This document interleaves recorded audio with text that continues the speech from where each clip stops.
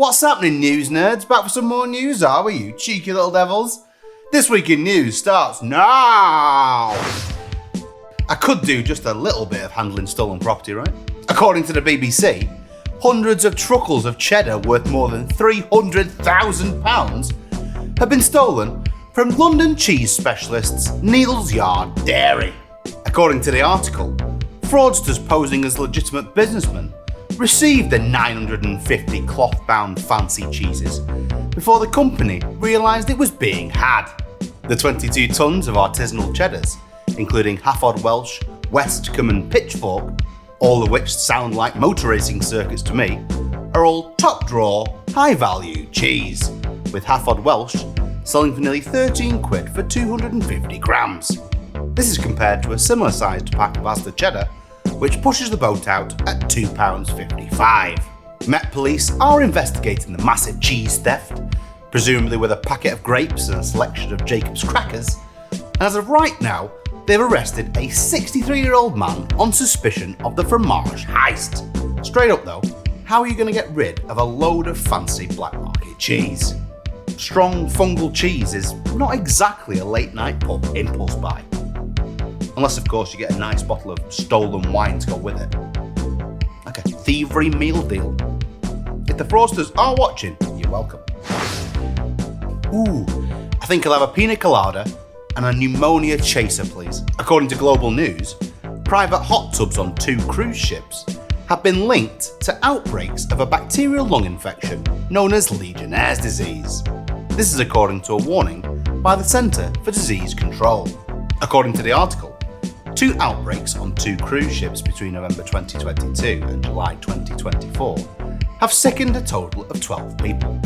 The report said it's due to private hot tubs being subject to less stringent operating requirements than public hot tubs, meaning Legionnaire's disease can knock about in the water. No one has died from all this, thankfully, but the CDC has said both the cruise lines ultimately modified the operation and maintenance of private hot tubs so that the heat elements were removed, tubs were only filled upon guest request, they were drained between uses, and cleaned and disinfected more frequently. I'm glad they changed procedures, but that means before they were just stagnant water ponds sloshing about with no one using them. Ugh. Makes me think cruise ships should have provided verruca socks too to combat foot fungus from unwashed walkways. The old pumpkin in the bed trick. According to the BBC, an escaped prisoner fooled staff into thinking that he was asleep by putting a pumpkin and a boiler suit stuffed with clothes in his bed. Aaron Wood spent 2 days on the run like Sirius Black after absconding from North Sea Camp near Boston in Lincolnshire. He was reported missing by his cellmate just before 8 in the morning on the 23rd of December, and the prosecutor for the man's case said in court the North Sea Camp was an open establishment where inmates were trusted not to leave. The prosecutor further said Wood hid his disappearance by stuffing a boiler suit full of clothing and using a pumpkin as a head. This was enough to fool a check at 1:15 a.m. when a member of the prison staff looked through the cell window. Aaron was unfortunately for him further grassed up when a family member told the Rosses that he'd let the man stay overnight in their caravan. He was eventually caught in Skegness carrying a knife, nice, where he claimed he was doing a charity walk. The 54-year-old pleaded guilty at Lincoln Crown Court on Monday to escaping custody and carrying a bladed article. He's now been banged up in a proper trustless prison and must now wait at least 20 months before he's eligible for parole. Imagine being the prison guard that got played by essentially a Guy Fawkes knife prop and a pumpkin. You'd never live it down. Just like if you crap your pants on the TV show The Chase or pissed yourself during a nativity production. British friends are ruthless. A mate of mine is still called Pies after he once said he liked pies. Isn't this the sort of thing that technology is for? According to UPI, an Idaho man put his colour coding skills to the test and broke a world record by sorting 17.6 ounces of peanut M&Ms by colour in 57.78 seconds. David Rush, who also holds the most concurrent Guinness World Records, used to already hold the title. However, the peanut crown had been snatched away by someone who managed the task 2 seconds faster. Wait, so there's 2 sad acts out there? Who's setting fireworks off outside? It's 4 o'clock. Rush told UPI, "My journey was filled with hilarious obstacles, like my daughter adding water to my M&Ms. Funny. And my sons making the supplies magically disappear, leading to multiple trips to the store. But I persevered." He also told UPI that he was determined to complete the colour sorting in under 1 minute, and he was eventually able to snatch back the crown by sorting 498-ish grams of specifically peanut M&Ms in 57.78 seconds. He says he has kids, but I do wonder if any of them are his. World records for doing something cool are one thing, but doing something that we could probably automate within a day seems pretty pathetic. Mind, if it keeps him occupied while someone stoves in his missus, then maybe everyone's happy. Right, you're just making up numbers now. According to the Metro, a 4-year court case against the US tech giant Google has reportedly culminated in a $20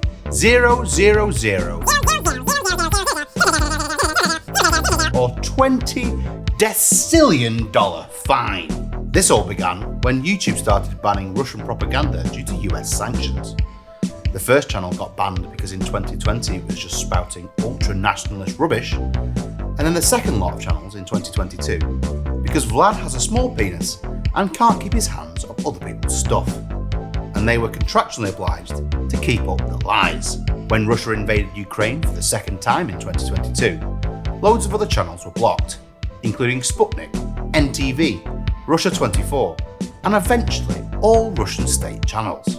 The first channel to be blocked, the ultra-nationalist Sagra, has been under sanctions since 2014, and in 2021, after they threw their toys out the pram, a Russian court ordered that Google return access to the blocked accounts, and in a move typical of Vlad the Sausage, threatened a progressive fine if they didn't give their ball back. Not long after that, Google's Russian arm filed for bankruptcy, after reportedly paying 1 billion rubles to Sagrad, which at the time was about 13 million quid. It then opened the floodgates. Other Russian stations were sanctioned, and 17 more stations sued Google, and they were given the win by a Russian court. The court has imposed a fine on Google of 100,000 rubles per day, which is about $1,000, with the fine doubling every week. And thanks to compound interest, Google has now racked up a fine which is 200 quintillion, a number which is 200 plus 18 zeros, times the entire global economy. Google, however, seems unlikely to ever pay the fine, and as said about the cases in Russia, we do not believe that these ongoing legal matters will have material adverse effect. I.e., not arsed, mate. I find it funny that Russia is so arsed about the West blocking their propaganda channels, when they seem to tell their population that they want nothing to do with the West and they only want to deal with good old-fashioned dictators or despots. I don't want anything to do with Booking.com, but I'm not legally forcing them to put a picture on their website of me defecating on their logo. Great. Something else to fear. According to the Metro, a woman has been left blind in her right eye after parasites burrowed into her cornea while swimming with contact lenses in. Brooklyn McCaslin faced the worst pain she'd ever felt after going on a beach trip with friends in August. After speaking to doctors, she was told it was just sand in her eye, but the pain went on for weeks. It was only when her cornea started to cloud over that a specialist found parasites had burrowed into it. Jesus!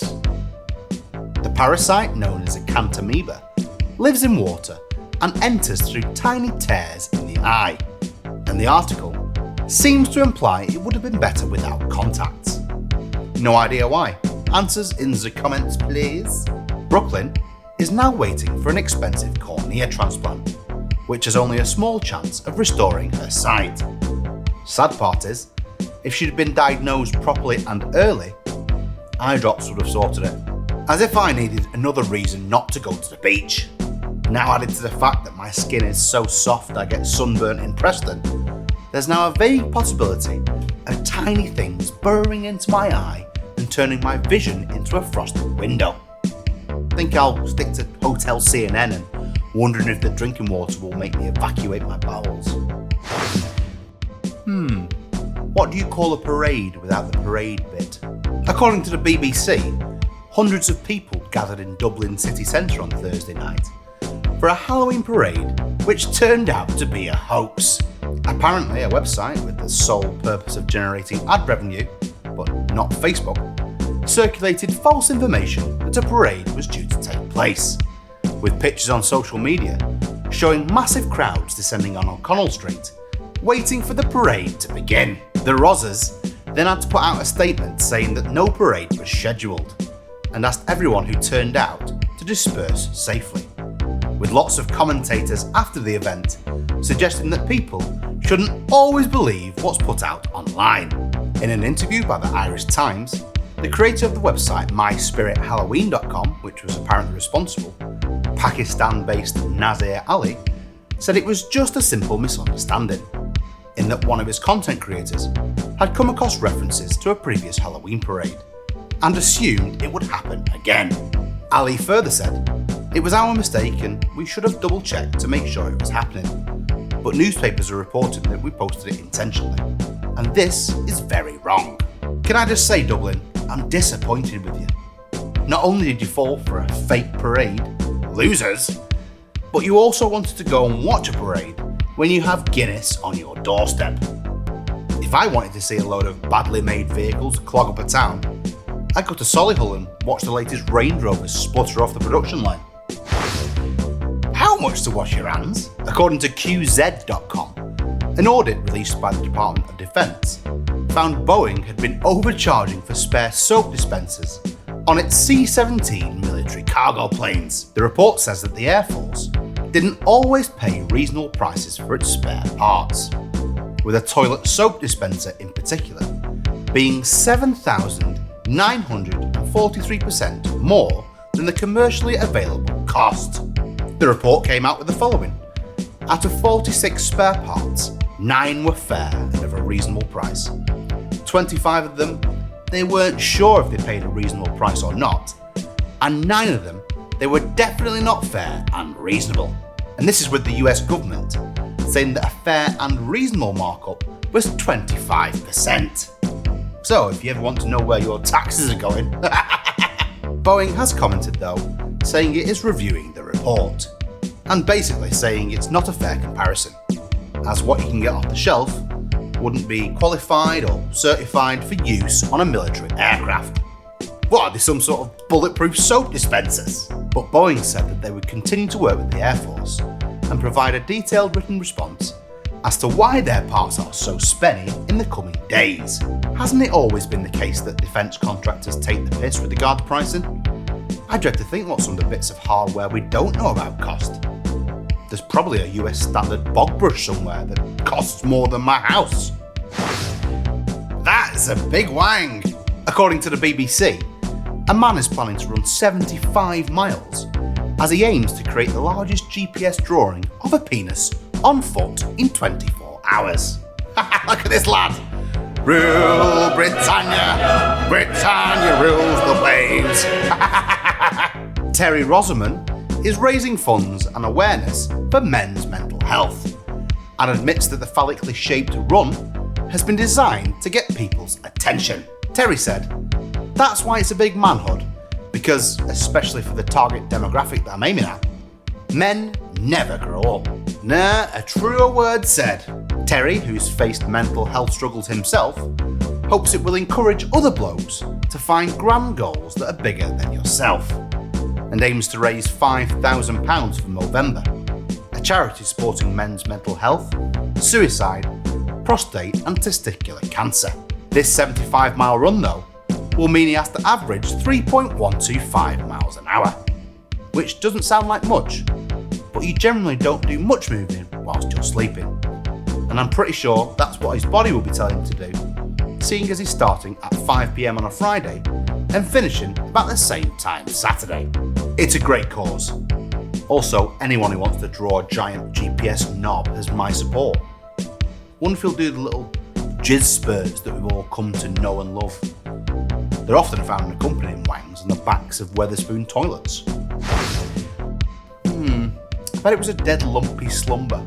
According to the Daily Mail, a pensioner in Italy threw out her old mattress, only to remember afterwards that she had sewn her life savings into it. The woman from Montebelluna called the police only once she'd realised the mistake, telling the Rozzers that she'd carefully cut open and stuffed €50,000 books into the mattress, then sewing it shut.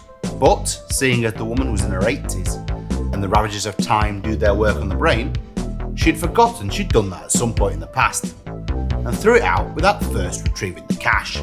A police official who spoke to the Times said she was rather distraught when she rang to ask for our help, explaining she'd remembered the mattress was full of money a few hours after she had taken it away. They also said that this woman was clearly distrustful of banks and afraid of thieves, leading to her decision to hide her savings in her mattress. The cops did, however, find the mattress at a local tip 30 minutes later, with all the spondoolies still inside, stating that it would have been destroyed if they hadn't found it in time. And police said the woman was overjoyed when they found it and looked as if she was 10 years younger. Who'd have thought that cash makes you look better? The woman has asked, though, that police not release her name now that she has her life savings back. Fair play to her for having savings. I'm supposed to have a few £1,000 knocking about for a rainy day, but that's forever unlikely, especially with Big Macs being the same price as a blowy in Amsterdam. Here are my honourable mentions. These are stories that just didn't quite make the cut. According to theregister.com, the UK's largest inflatable planetarium has been stolen. Cops seem to think that the thieves just stole it for their trailer, not knowing about what's inside, and with it having quite a specific purpose. Unless the lad in the pub who buys stolen goods is an avid astrophile, they're going to have a tricky time shifting it. Professor Dan McCluskey, who's Dean of the School of Physics, Engineering and Computer Science, is urging whoever nicked it to return it, as the public, including local school children, no longer have the opportunity to explore and learn from it, although they expect that the planetarium has already been dumped. So, if you do see what looks like a bounty castle without all the fun, knocking about at your local car boot sale, get in touch with Crime Stoppers. Or just buy it and give it back. It'll probably only have a price tag of 50 pence and probably already smells like sweaty feet. And my final honourable mention comes from the BBC. Pensioners are being threatened with prison because they're putting cones out on their street so that they, and they alone, can park there. Obviously, if you've read the highway code in the last 40 years, this is illegal, as if you obstruct a highway without authority, you're liable to a fine or up to 51 weeks in prison. Or possibly both. Everyone in this article looks like a melted welly. Would they last 51 weeks in the clink? I get why these coffin dodgers are putting out cones. Health reasons, but rules is rules. And just because you have to blend your food doesn't mean you're exempt. I tell you, people seem to get dead touchy about parking outside their houses. Especially when you leave your comedy hearse there with sick bonnet flames outside the house on the day of their husband's funeral. Thanks for watching. Please like, comment and subscribe if you do so fancy. Also, if you think there's any news that we might have missed, please get in contact. There's a comment section below, use it, or just send us an email, whichever, I'm cool. Please also check out our news sources down there in the description, because that's where it all comes from. That's the font of chewable news. See you next time for another jam-packed news you might have missed. Stay gravy.